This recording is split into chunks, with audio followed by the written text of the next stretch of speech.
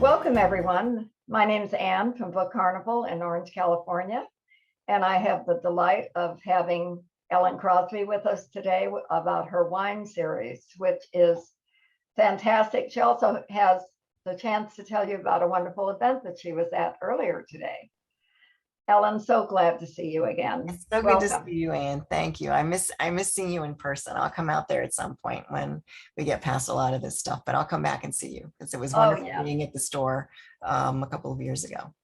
So And it makes all the difference. it does. It does. Yeah, I've done some in-person events for the first time with this book, and it's it's huge, and everybody wants to hug you.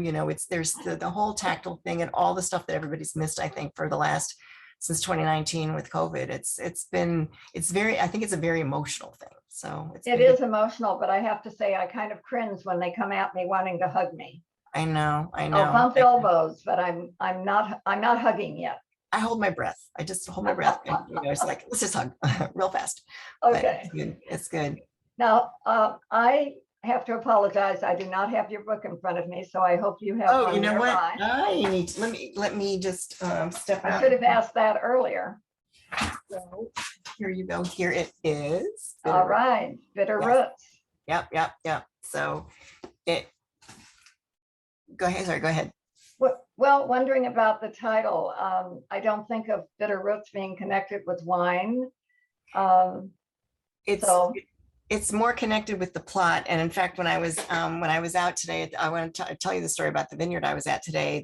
please. One of the this one woman who's been a huge help to me, she said it's the perfect title for your book because it is about it's about grapevines that are dying, and they've been the grower who sold the grapevines to to Lucy's Vineyard, and this is been a common problem in Virginia now. They're dying, and because the roots are dying.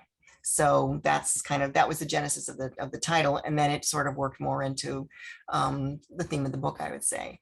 But so let me tell you a little bit about where I was today and what's going on in Virginia, because has anybody been to Virginia? If you have, put it in the chat. But Virginia is a beautiful, beautiful state. We are a commonwealth, not a state. And spring here is spectacular. I mean, it's gorgeous. Our cherry blossoms have finished, but we have all these wonderful flowering trees. We have dogwood and redbud, and the azaleas have just started, and the tulips are out, and the daffodils are out, and it's just gorgeous. And so it was a 30-mile drive for me out to this vineyard in the heart of wine country, and horse and hunt country. And I just passed all the most beautiful, flowering trees, and everything's just starting to turn green. So it's really, really pretty. And then also this weekend is, and I have another event tomorrow that I'm going to have to work around this because the town's closed up, but it's the garden, historic, they call it Historic Garden Week in Virginia. And we have the largest garden show, I think, of anybody, or the garden festival or whatever, but all the Virginia garden clubs participate. And there's a huge book they publish, and all these beautiful homes open their homes. And it's too early in the year here for there to be anything growing in anybody's garden. So you'll see some spring flowers depending on what's growing, but because we had snow actually a few days ago. But so mostly it's, sort of floral arrangements in the homes, and these homes are gorgeous. I mean, people spend a lot of time and a lot of money, and it's just spectacular. So this is Historic Garden Week here in Virginia, and it goes all around the state. And so right now it's up in Northern Virginia where I live. And today, as I was driving out to Middleburg, where my books are set, I went to the next little village beyond Middleburg to this vineyard. But it's also the spring races, so it's the steeplechase races, and we have those in the spring and the fall. And it's this is also, like I said, horse and hunt country. And so there's a big meadow outside of Middleburg where the horses run, and everybody gathers, and they dress up, and the women wear beautiful hats, and the men wear, they're in their jackets with their ascots, and then everybody has a tailgate, and these tailgates are to die for, because they bring in their car, and like there's one that I'm always invited to, and it's by the woman who's the secretary of the hunt that's involved in the races. And so the back of her station wagon's open, and then there's coolers full of like champagne and all kinds of alcohol and everything else. And then they have tables. Everybody's got a table, and it's decorated with a floral arrangement or some kind of hunt country theme or something, or there'll be, sort of equestrian statues or something with foxes or whatever. And it's just so charming and very very small town and very not, I don't want to say intimate, but there's just something so really lovely about it that it's almost like it goes back to another time when life was kind of just simpler and people are there to enjoy themselves, and everybody's, they're talking. And so we had at Lois's tailgate, we always had the dollar bet. And so you have the program, and it was like, who's going to bet on the horse to win? And I always bet on the horse that had the name I liked the best, because I knew nothing about the horses. And of course I never won. And then somebody would win, and then they'd go on to the next race. But it's just the perfect time of year to be here in Virginia. So if you come to Virginia, come in the spring, and it's glorious. So it was beautiful. So I went to a vineyard today where the owners swear that if I hadn't invented Lucy's Vineyard, they would be her vineyard. And it's located sort of where Lucy's Vineyard is located fictitiously. Kieran Slater, who's it's her family's vineyard. They've owned the land for 300 years, like Lucy. Her family has roots to the Civil War, like Lucy's family does. And so her husband, who's from Connecticut, like I am, says, well, we're the vineyard, of course. So anyway, so I went out there, and we were going to I was going to give a talk and everything, but the winemaker who's been helping me since 2007 for the last 15 years, he came, and so did this woman who's probably one of the top wine advisors in the country. And she's going over to France in a few weeks. She's going to Napa. She'll be in Madeira. I mean, she's sought after everywhere. And there are only, and I didn't know this until I heard her presentation today, 5 people in the world who does what she does in terms of being able to sort of talk to vineyard owners about what's wrong with their grapes, what's wrong with their, why things aren't growing, why things aren't thriving. And she's brilliant. And her name is Lucy Morton, and her name, Lucy, is spelled Lucie, just like my character. And she's Morton, and my character is Montgomery. So we've had this talk. We've known each other for a long time. So years ago, when I started this series, I had to read something. I mean, wine is really, it's you California people. I mean, American wine, it's California wine, and Virginia wine, nobody thinks about it. Although we are the 5th largest wine producing state in the country. And so I thought, wow, I got to learn something about what happens in Virginia. And Lucy had written a book called Wine Growing in the Eastern United States, and I found it in my library. So I checked it out, of course, and I read it, of course, and I read the chapter about Virginia. And so then I'm starting to work on my book, and I'm trying to think of a name for my character. And don't ask me why, but Lucy sort of stuck in my head and spelled Lucie like Lucy Morton. And then I called her Montgomery. So Lucy Morton to this day thinks that she is my character. But we hooked up again a couple of years ago when I found out she was the wine advisor to the vineyard I was at today, Slater Run. And so as I've been writing more sort of deeper into the series, I'm writing, I would say, less about particular grapes or whatever, which was sort of a thing that I did for the earlier books, but they're getting a little more, I would say, serious. And I'm trying to focus on sort of what the reality is here. And one of the big things is climate change, and that's happening everywhere. So she's been a huge help to me and sort of talking me through what's happening. And one of the things that we've talked about, and we had a big dialogue about this today at the vineyard, is the difference between climate change and something like global warming. So we've talked about, for example, you all in California, you're getting warmer, but you also have your fires. And in Virginia, we don't really have, it's not like we're moving into a different growing area or anything like that, but we have these crazy years where we have extreme climate. So Rick, the winemaker at Delaplane, who's my advisor, and Lucy were talking about 2018, Virginia had 7 feet of rain. Oh, 7 feet. And they, I mean, nobody had a grape that, nobody had any harvest that year. And so like right now we had snow last week, we've had frost, and Rick and Lucy, they're all hoping that if they can get to Mother's Day and we get past that, they should be okay. But we could get a hard frost up until Mother's Day, which is in 2 weeks. wow. So Virginia is, I mean, and the other thing we talked about is that growing grapes is, it's also it's farming and how hard farming is. So we talked a lot about climate change, which is something that I've been writing about quite a lot.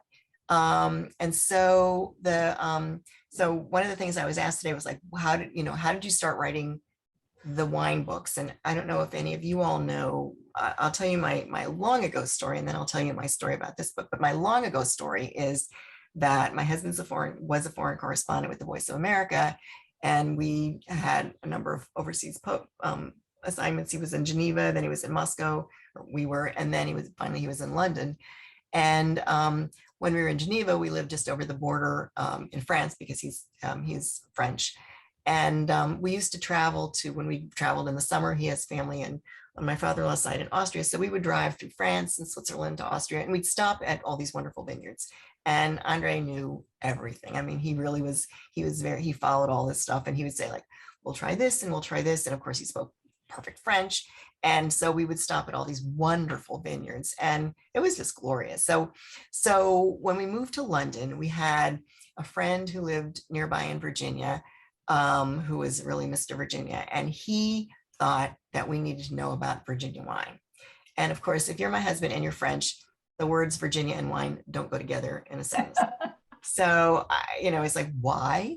And so whenever they came to dinner, whenever they were huge Anglophiles, when they came to dinner in London, he would always bring a bottle of Virginia wine, which Andre would say after he left, we can use it for the vinaigrette. We're not going to drink that. And but this is like in the 90s. Okay. So this is already like 30 years ago.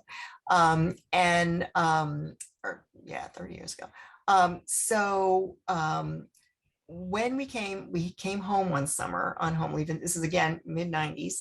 And our friend said, well, you have to see the Virginia vineyards. And he never asked you, he just told you this is what you're going to do.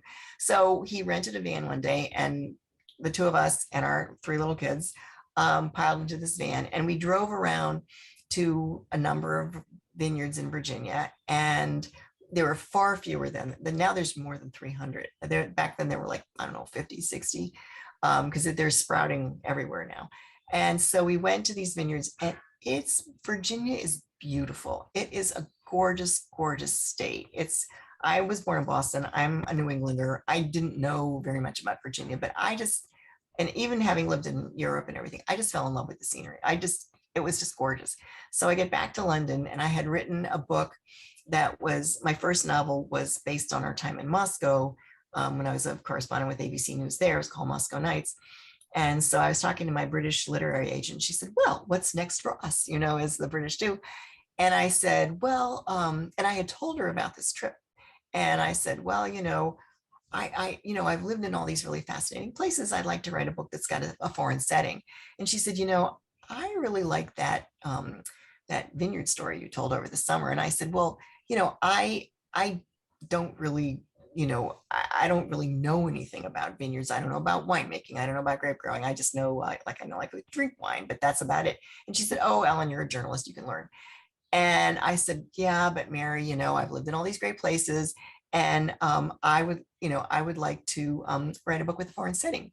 And she said, Ellen, you live in England. Virginia is a foreign setting. And I thought, yeah, she's right. So I said, all right, I will write one.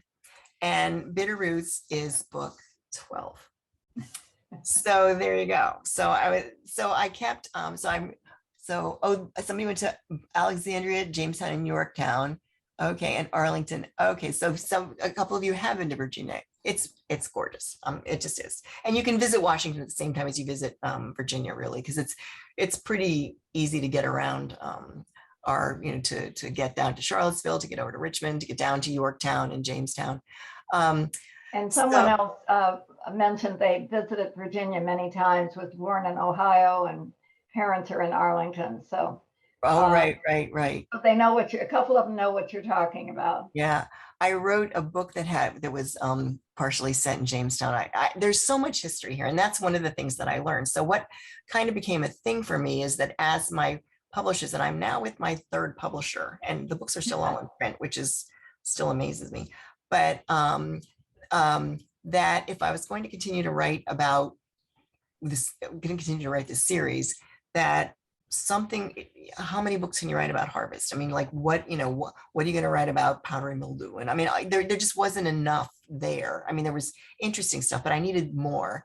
And the history sort of was my hook. And so I started, every book became there, while there was something about what was going on in the vineyard, and there's always something going on at every season, which I did not know back then, but even in the winter, there's stuff going on. And so there was so much history to write about. So there's, most of the Civil War took place in Virginia. The Revolutionary War, the town where my books are set, all the streets are named for the signers of the Declaration of Independence because they were friends of the man who founded the town. And the main street is Washington for George, who was a surveyor there. The cross street where the traffic lighted is Madison for James, whose home is sort of down the road a piece. So it's and there's Lee, and there's Liberty, and there's Hamilton. So there's the Revolutionary War, there's the Civil War. Prohibition was very big in Virginia. The War of 1812 was kind of down the road a piece in Washington. And there's just a lot of history here. So all my books ended up sort of bringing something in of something from the past and then kind of weaving it into a plot because the books are set in the present time. And that was sort of what I became known for. And that worked for me. And I'd finish something and then I'd have more books in a contract, or they'd ask me, they'd give me another contract, and inevitably something would just come up because there was so much rich history here. So Bitter Roots is a little bit different because there's a little bit of history, but it's a little bit tangential. But what happened was I didn't know what I was going to write about. And I was talking to Rick Tagg, who's the winemaker at Delaplane, who's been my advisor. And if you go to my website, there's always a picture, sort of the, what do they call it, the header or the hero graphic, my website person calls it, manager calls it. And there's a picture, and then the book will be superimposed on it. And usually they're my pictures. I've taken the photograph. So for the last book, which was called The French Paradox, I had taken a picture of Rick's vineyard because I was out there, and it's beautiful. It was, all these lush vines and these, the Blue Ridge Mountains in the background, and like some farmhouse and really, bucolic, idyllic scenery. So Rick and I were talking, when I was sort of casting about for an idea, and he said, that picture on your website? And I said, yeah. And he said, you wouldn't be able to take that picture now. And I said, why? And he said, because that whole swath of vines that are right there, they're dead. And I said, well, what happened? And he said, we bought vines from a grower. And what has to happen, to get not too technical now, but because of a pest that infiltrated vineyards back in the 1800s, vines are now grafted. And so what you do is you get a really hardy root that'll go into the ground, and you graft something like Merlot or Cabernet, like the French vine, the Vitis vinifera, the fine noble grapes of France, and you graft them. And so you kind of seal it, and then you've got the American rootstock in the ground, which these pests won't go after because the pest comes from America. But then you can have these wonderful wines and vines. So the problem was that at the graft, the nursery that sold them, they used equipment that was contaminated, and they basically sealed in. So when they sealed the vine, they sealed in this pest, or this fungus, actually a fungus, and it doesn't manifest itself for a couple of years. So you've taken all of this money, you bought all these thousands of vines, and you planted them, and then you've done all this stuff, you've fertilized them, and you've pruned them, and you've this them, and you've that them, and you've done everything, and you have no harvest for a couple of years. And 3 years later, when you're waiting for your first harvest, they're dying. So Rick said it's the grower's fault. And what they say is, you've had them for 3 years. It's not our fault. Talk to the hand. We're not doing anything about it. And Rick said to me, he said, it's totally their fault. And of course, they're not saying anything. And what are they going to say? 3 years out, you guys didn't care for them right. And Rick said to me, I could kill somebody. And I thought, okay, I have a plot. So, so that sort of became the basis for the plot for this book, was these vines. And it's, and apparently you all in California, up north in, Northern California, Napa and Sonoma, this was a huge problem in the 90s. And so much so that it set growers against, against vineyard owners, and vineyard owners against each other. And it was very ugly, and billions of dollars were involved. And the one nursery that was apparently at the sort of the heart of all of this went out of business. And Lucy Morton, who was my advisor, was in California at the time. And she said, she was, I mean, they were threatening to sue her. They were threatening to ruin her reputation, because she was saying that, the vines were diseased. I mean, from the get-go. And she said, we can prove it. And so it was very ugly. It's a lot of money. And although it doesn't sound like a really big deal when you're talking about that kind of money. And what they always say about a vineyard is the easiest way to make a small fortune in a vineyard is to start with a large one. And they just, I mean, it's, I am so not the first person to say that. So it's farming. It's a really hard way to make a living, and as glamorous as it sounds, and as wonderful as it sounds, because wine is, something that we all drink for pleasure, and we all associate it with, with happy times and weddings and celebrations and birthdays and whatnot. It's hard work. And to have put that much work, that much energy, that much labor into a growing thing that's going to do nothing for you until its 4th year, and then find out that it's dead, and it's like, well, you know what, you could just replant. So you rip everything out and you start all over again. And I mean, as Rick said, who's got a spare $200,000? They had to rip out, and he said they're doing it now, 5,000 vines for just a couple of acres. And the Virginia vineyards are small. They're not big like like you guys are in California. So, my plot sort of, I thought, well, that's kind of an interesting, premise for a plot. And so I talked to Lucy about it, because she was very involved in the whole thing in California in the 90s. And she told me all the backstory, and it was pretty ugly what happened in Northern California. And I said, can I use this in my book? And she said, well, I think everybody's dead by now, so I shouldn't. So I think you can use it. So that was my story. And so what happened was, there is a very beautiful woman who works at this nursery, who came from California, and she is, and so Lucy and Quinn and a lot of other vineyard owners in Virginia, in Middleburg, in the area where my books are set, are having they're having dying vines. And she defends her boss. And she said, we'd never do this. This is a family business. This is a really close-knit community. We would never do this. And then she winds up dead. The question is, who killed her? And that's kind of the murder in the story. But it's also, if you know my books at all, Lucy and Quinn, the winemaker and the vineyard owner, they have been engaged for like a lot of books, and people have been saying, like, are they ever going to get married? And I knew it was time, but I also knew that I didn't want to write the wedding book. And I thought, well, all right, so they're going to have this outdoor wedding in their garden, and they've redone the garden and everything else. And have you all ever heard of something called a derecho? Is that mean anything to you? Okay, if you've ever lived through one, you will never forget one. So a derecho it's a flat line wind, but it comes at you. It's like a tornado, but it comes at you straight. And we had one in Virginia in 2012, and they come with no warning. My husband and I were in bed. We were watching television. It was a Friday night, and all of a sudden that beep beep, and then the crawl came across the bottom, and be on the alert or whatever, that strong winds are approaching the area, and take shelter and take cover and everything else. They didn't even finish the crawl. The television went dead, and the house was just buffeted, and it felt like the end of the world. And these winds just came through. They went right through where we are in Virginia. They went on up to Washington. They had started from 700 miles away, but we had no warning. And the next day was carnage. I mean, there was nothing for days. All the internet was out. we have a well, so there's no electricity, which meant no water, no, I mean, no, nothing. Our 911 system, we have one of the best in Fairfax County where I live. We have one of the best, sort of police and fire departments. We are the ones who send, we always are sending somebody when there's an earthquake. Fairfax County, we always send somebody. We have a Marine squad. We have a helicopter. We have everything. The whole thing went down and the backup went down.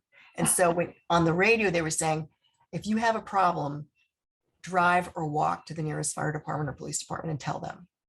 And that was it. I mean, it was, so stores were throwing out food. Everything was dark.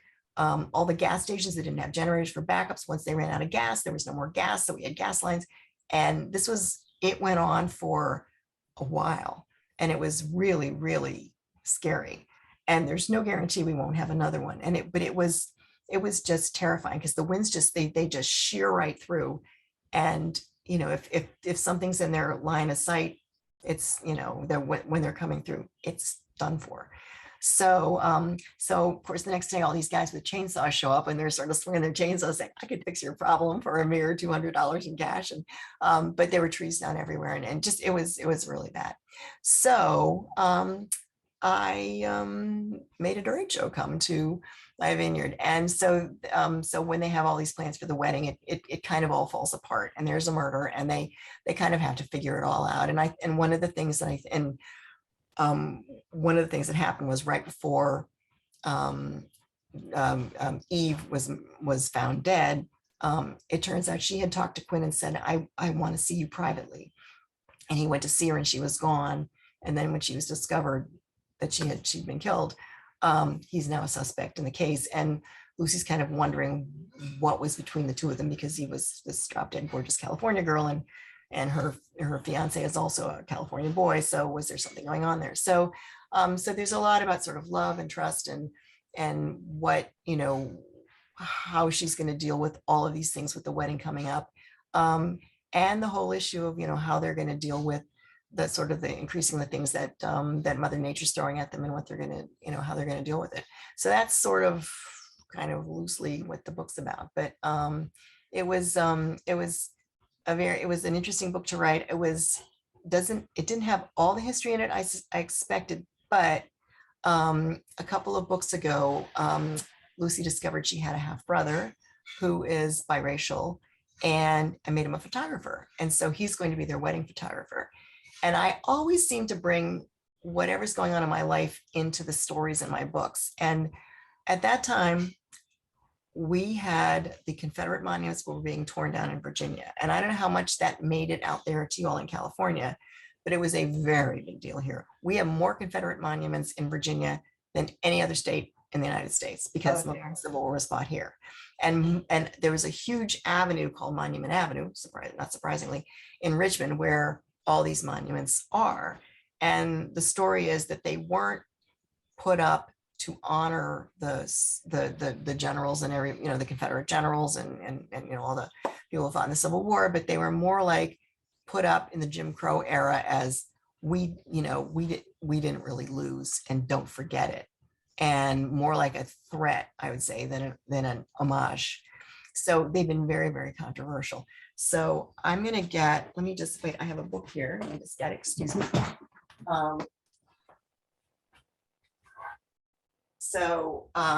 Donna Andrews is a good friend of mine. I don't know if some of you know her. She lives up the street from me, but one of her friends is a photographer, and he grew up down in Yorktown where she grew up, now lives in New York. But he took photographs of the monuments when they're being torn down with all the graffiti on them. Oh, so they're pretty, it was very, very, very, there's a couple I want to show you. It was very controversial. I mean, there was so much. wow. Yep. And so that's what they look like. So I have her half brother is photographing these monuments. And I'm in a critique group. I was talking to everybody. Donna's in my critique group as well. And they were saying, like, why do you want to touch that third rail? And I said, because again, I'm a New Englander, and as I got into the series, I made Lucy's family, as they would have been, a Virginia family. So they fought on the side of the Confederacy. At one point, I don't know why I did this or how, but I said that they had owned slaves, which was not uncommon there. And I have to live with that. So I had so much invested in the Civil War history in this family that I didn't feel I could not do it. And I felt that I needed to be sort of, honorable to the story. And it happened. Like, I didn't write about COVID. I didn't write about any of that stuff. Nobody was quarantined. Nobody was, I let that go. I Good. ignored it. Yeah. I mean, I just, I couldn't. So, but I didn't see how I could walk away from that subject. And I don't have an answer. I don't think anybody has an answer, and I didn't know how I was going to treat it. And I wrote and rewrote and rewrote and rewrote that section so many times, trying to figure out what did I want to say and how could I, what could I do where I didn't whitewash is a terrible expression, but sort of just gloss over it. But I didn't have an answer, and how was I going to handle it? So my husband, who, as I say, was French, but he's also, his family fled Russia. His grandfather was Russian and his grandmother was Hungarian. And so they left with his mother and they went to France when the Bolsheviks came in. And we spent some time in Moscow, and Andre studied Soviet studies when we were at Johns Hopkins together. And he said to me, well, do you remember when we were in Moscow? It was still the Soviet Union, but it fell apart not long after we left. There were all these monuments to Lenin and Stalin and everything else, and they were all toppled. And one of the things they did in Moscow was they just hauled them off to this park along the Moscow River and kind of left them there. And it became the Park of Fallen Monuments. And then people started bringing other monuments in, and artists started leaving things. And now it's this place where families go for picnics and they go skate, they go sort of skateboarding, and they've got yoga classes and everything else. And so the monuments have lost their horror, I guess, or whatever, because they're in with like Peter Pan or whoever, and they said, like, there's one with Lenin with his nose, completely cut off, and he looks sort of, with his like pug nose now all of a sudden, and he's lost his, his Leninness and whatever. But so, Lucy says, well, and her grandfather's there, and her grandfather's a French diplomat. And so he tells about this, and she said, well, do you think that's a solution? And I mean, I don't know what the solution is. Do you put them in a park? Do you put something on the pedestals? I mean, we went down to the Virginia Book Festival in Charlottesville last month, and we were coming up to the hotel, and there's a big statue right before you turn off for the hotel of Lewis and Clark. And there was nothing but an empty plinth. And I had not realized that the statue of Lewis and Clark came down. And so I put something, I think, on social media, and I said, what happened to Lewis and Clark? Well, they treated the Indians badly. And so it's gone. So there's just an empty plinth there. So Virginia's really trying to figure this out, and what are we going to do and how are we going to deal with all that? So that was kind of my history a little bit, if you will, in the book. And like I said, I don't have an answer. I don't know. I'm not even sure I know how to phrase the question, but I felt I couldn't not put that in. And because her brother was who he was, because he was biracial, because he's a photographer, and because, this particular, Monument Avenue, Grand Boulevard of the Lost Cause, and because there are still so many people around here where I live who fly Confederate flags. And, hey, it's a very real thing. It's a very real thing. And they're renaming streets left, right, and center. They've renamed schools. There's a school on the way to my son's house. It used to be called Cub Run, and they've changed it. Now it's called Lions Run. There's nothing that has anything that's affiliated with, with Native Americans, with Civil War, with whatever. And they're changing all our schools, all our streets. They've changed a highway. I just heard this on the news the other day, and instead of being called Indian Head Highway, it's now called Piscataway Highway, I think it is, named for the tribe. And it's, you know, look at our football team. So the Washington Commanders. So it's a big deal here on the East Coast, and we're trying to figure it out.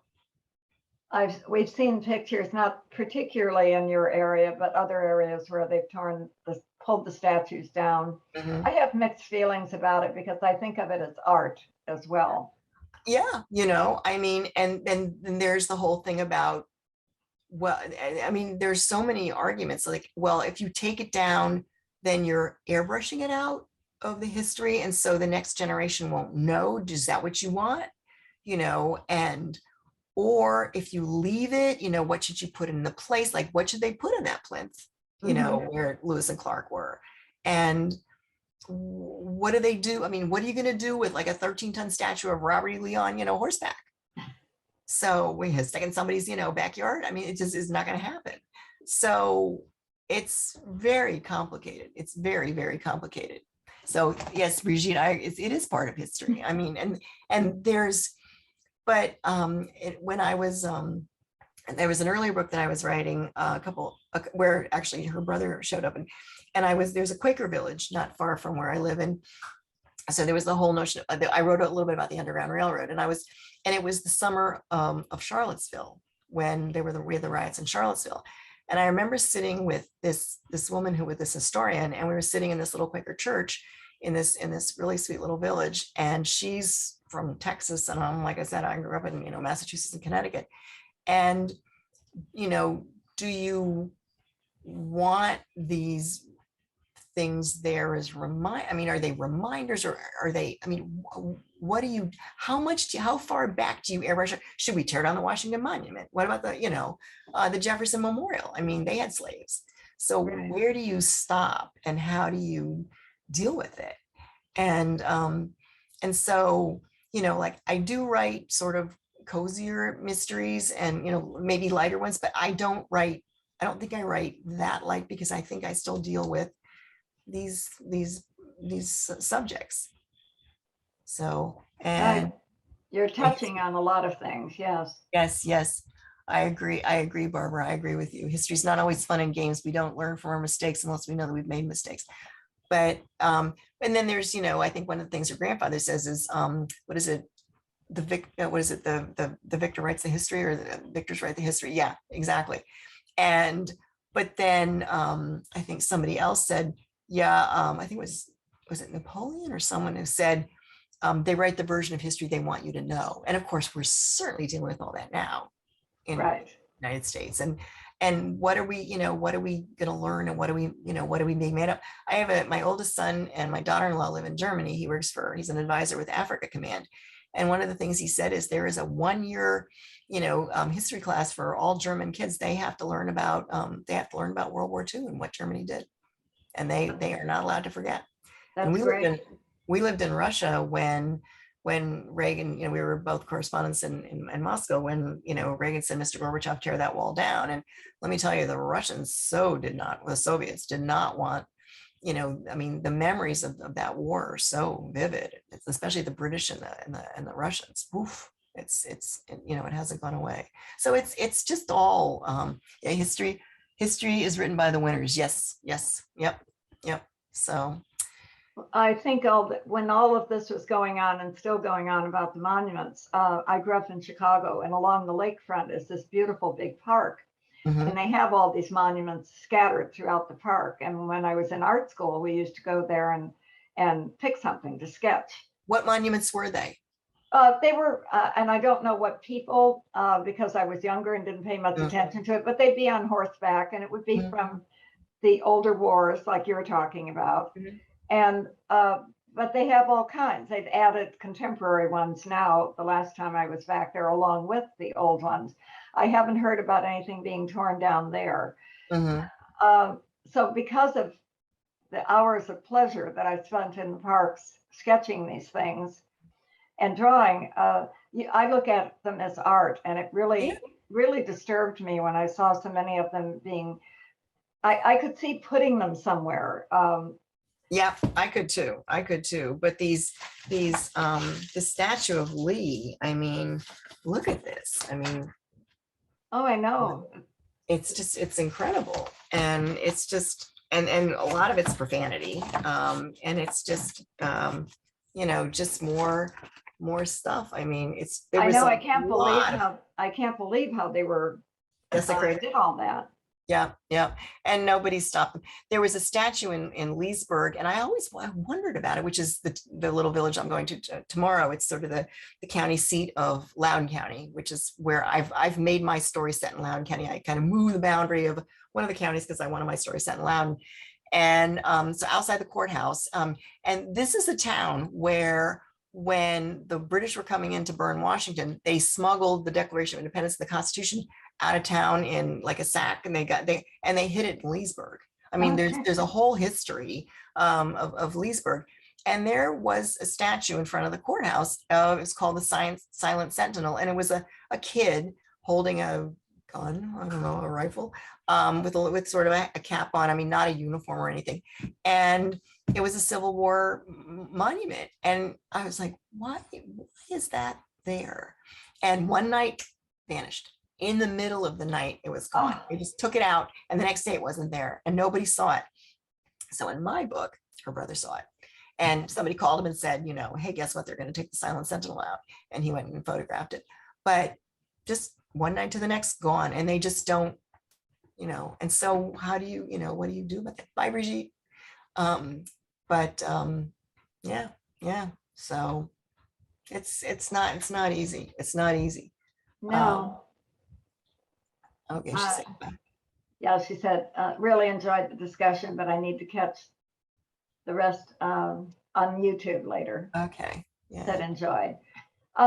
It sounds like a book just packed with a lot of not only information, but emotional baggage to work its way through between the vineyards and the monuments and everything.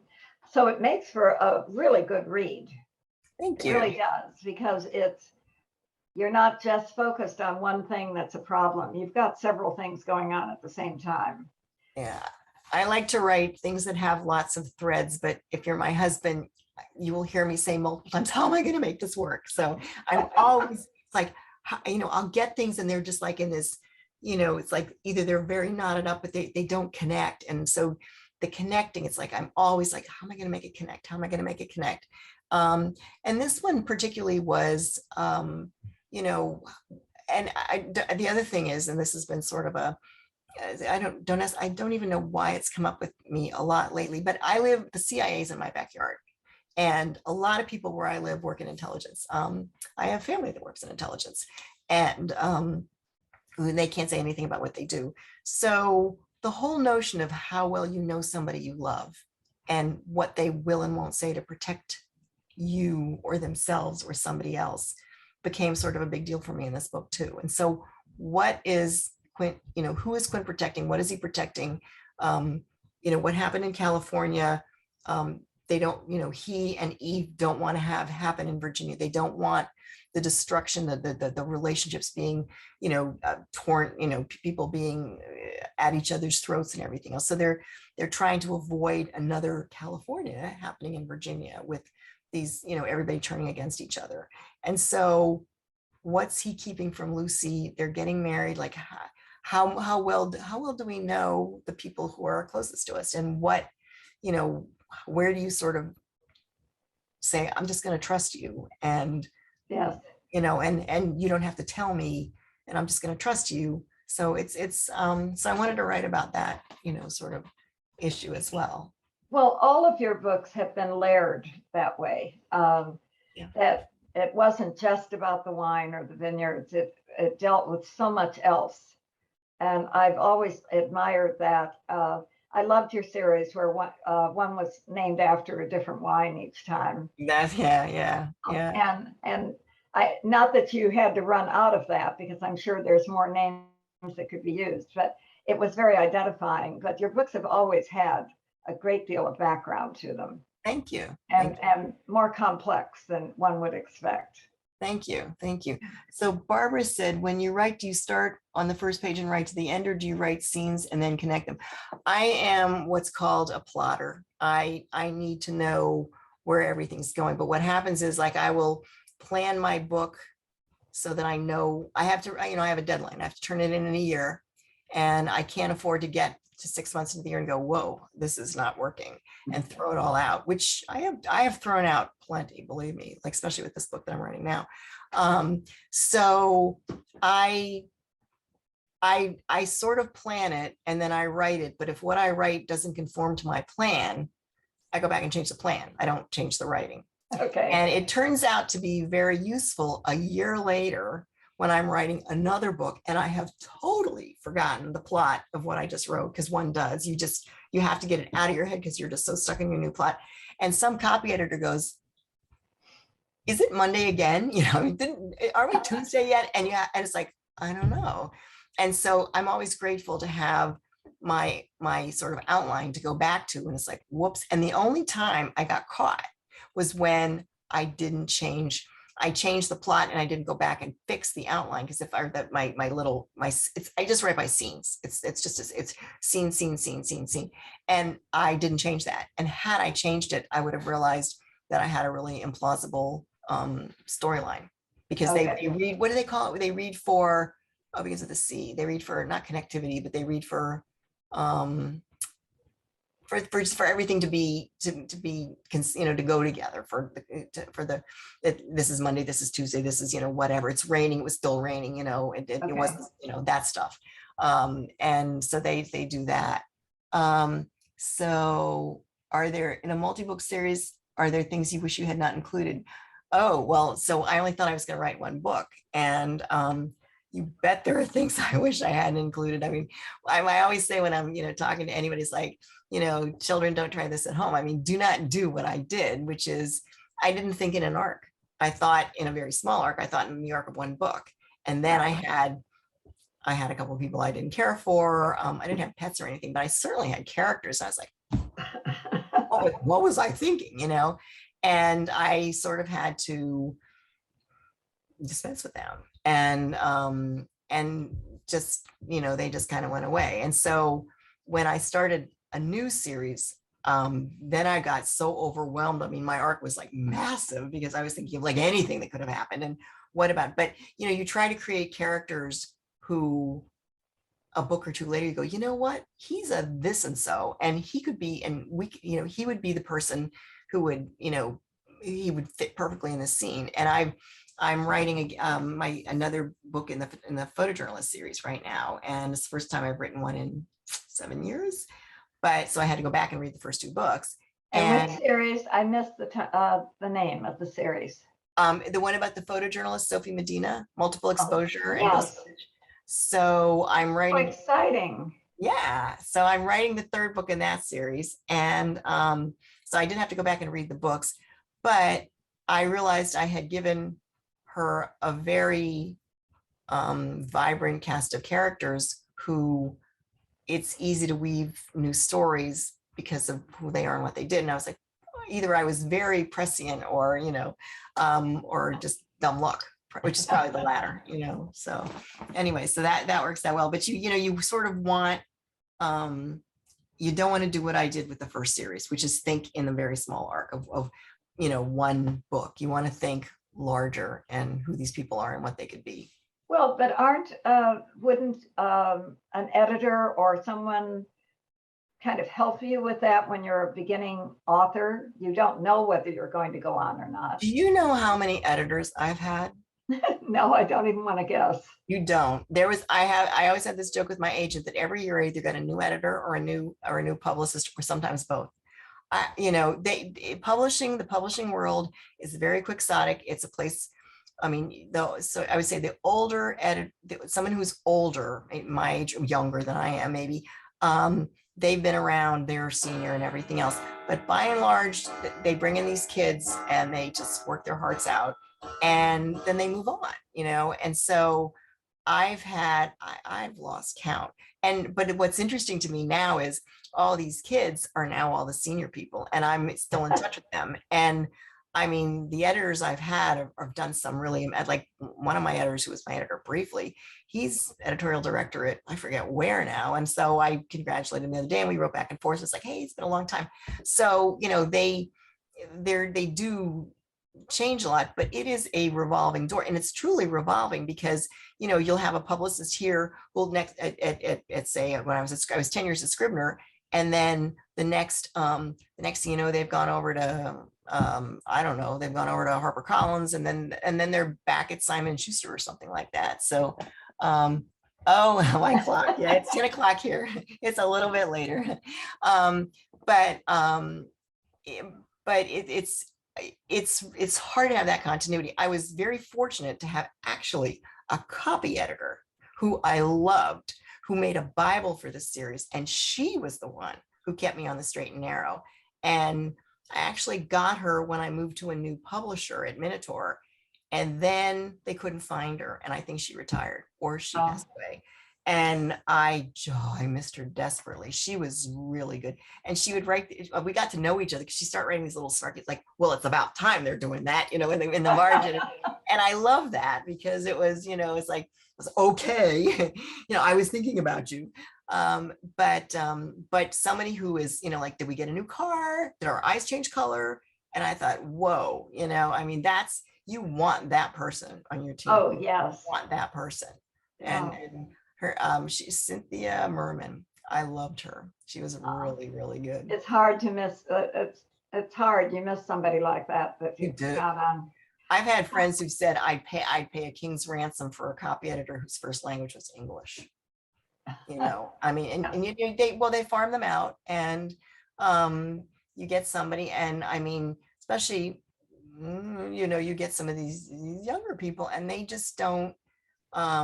There was an article in the Washington Post the other day, and I was laughing under it. It was a story. No, it was in the TV guide about the White House women. I think it's on Showtime or something like that.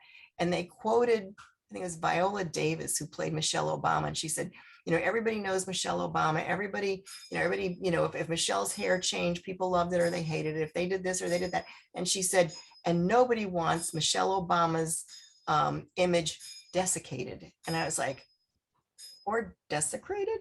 You know, and, you know, and it's like, I can't believe Viola Davis said that. I think some kid just doesn't, you know, they don't know. And my husband, you know, when he had some of these young editors at Voice of America, I mean, he talked about this one editor who talked about the Prince of Wales, and it was Whales, and it was like, oh no, you know, it's not that whale, you know, it's not even WAIL, you know, and it's like, oh my God.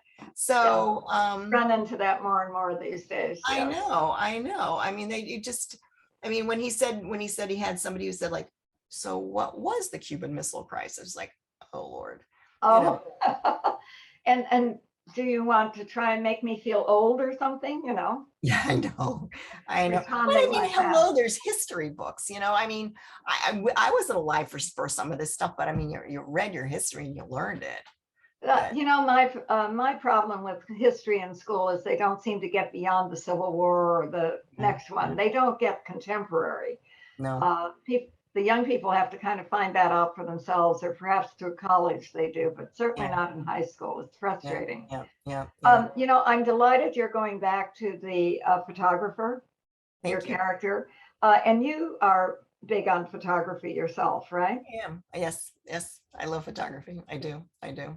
And before I heard you say that, I was going to ask if you ever had a desire to skip the wine and do a standalone.